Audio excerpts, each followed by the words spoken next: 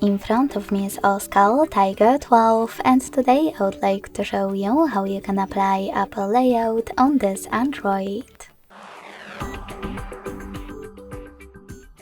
You need to begin by going into Play Store and installing free app called iOS Launcher 16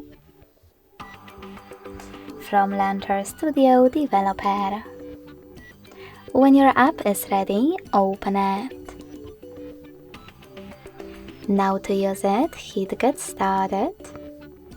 Tap on I agree to terms and conditions and then select Continue twice. Now choose while using and allow in all available pop-ups.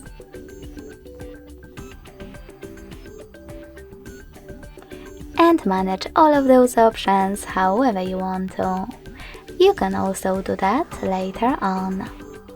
Finally, to apply your launcher, click on Set as Default at the top, tap on iOS Launcher, and hit Got It. As you can see, after that, Apple Layout was applied successfully on my device.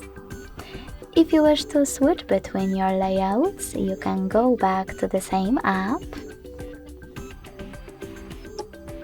tap on Set as Default, and click on your default launcher.